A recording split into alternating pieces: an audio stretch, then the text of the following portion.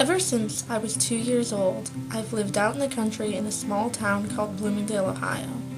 When I was 5 years old, my mother got me and my 6 older brothers and sisters a pony, who we named Bill.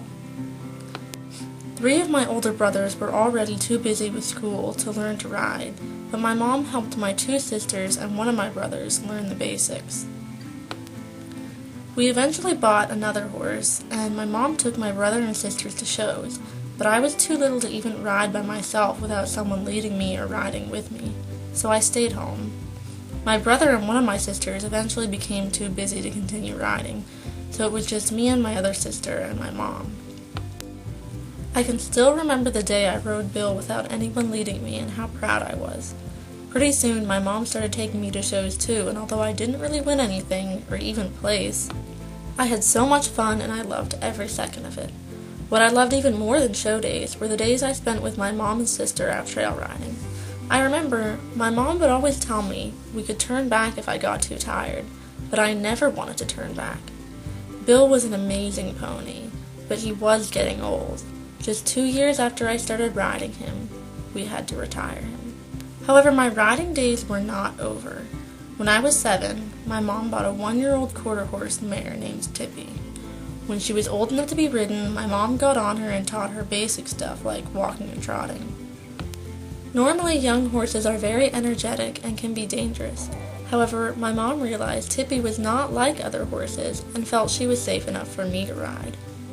Because I still didn't really know how to ride that well, and Tippy didn't really know anything either, we started taking lessons, which helped a lot. I never felt scared when I rode Tippy, and even though she was still a baby herself, she put up with me and the mistakes I made. Our training was focused on a discipline called dressage, where the horse and rider perform a pattern in front of a judge, doing certain maneuvers at letters that have been placed around the arena. At our first dressage show, Tippy was 4 and I was 9.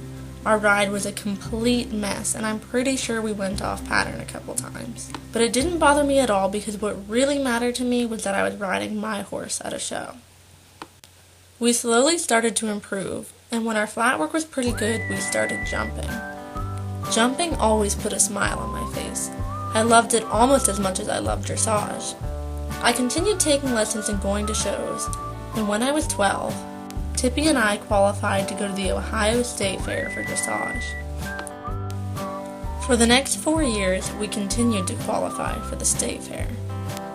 Every year, we also attended the county fair.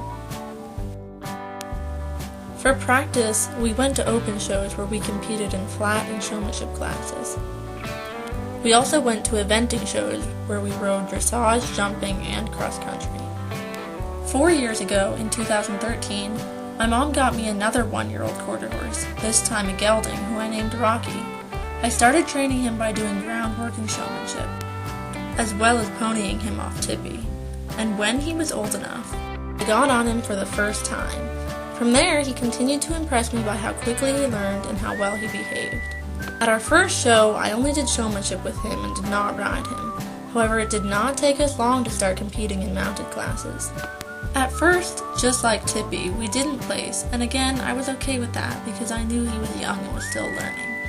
But pretty soon, we did start placing. And eventually, we won our first blue ribbon.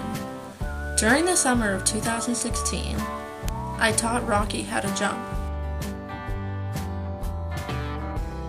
I also made the difficult decision that year's state fair would be Tippy's last time doing dressage, and I would start using Rocky as my dressage horse instead.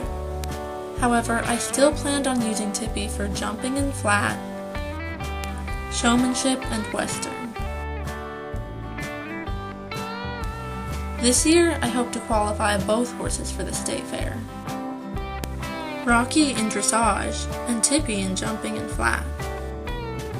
I pride myself in saying that neither of my horses have had any professional training. Everything that we've accomplished and won has been through our own effort. I cannot believe how lucky I have been to be able to own, train, and show these 2 amazing horses. I cannot thank my mom enough for giving me this opportunity, driving me to lessons every week throughout the years, and taking me to shows all over the tri-state area. She taught me to always try to be the best that I can and to train my horses to the best of my ability. My time with my horses has not always been perfect. I have bad rides, I fall off sometimes, and I've had injuries. But I can honestly say I would not give it up for anything.